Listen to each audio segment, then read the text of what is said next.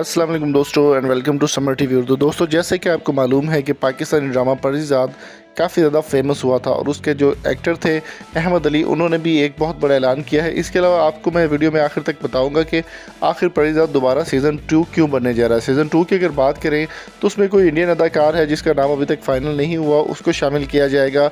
लेकिन सीज़न 2 के पहले सबसे बड़ी जो न्यूज़ आ रही है वो ये आ रही है कि सलमान खान, इंडिया के बहुत बड़े एक्टर हैं, वो परिजात को लेकर एक फ़िल्म बनाना चाहते हैं जिसका टाइटल उन्होंने लॉन्च भी कर दिया। टाइटल आप देख चुके हैं वीडियो के अंदर। ये परिजात का एक प्रोमो उन्होंने जारी किया जिसमें सलमान खान खुद एक्टिंग करेंगे और ख़ुद ही बतौर परिजात काम करेंगे। पाकिस्तानी ड्रामा परिजात से वो काफ़ी ज़्यादा इंस्पायर हुए हैं और हम टीवी के ड्रामे अक्सर वो देखते रहते हैं। सलमान खान का कहना था कि वो पाकिस्तानी ड्रामों को काफ़ी ज़्यादा शौक़ से देखते हैं और उनको पसंद भी करते हैं और परिजात को लेकर वो एक फ़िल्म बनाना चाहते हैं। तो दोस्तों, आपकी इस बारे में क्या राय है? कमेंट बॉक्स में अपनी कीमती राय से हमें ज़रूर आगाह कीजिए।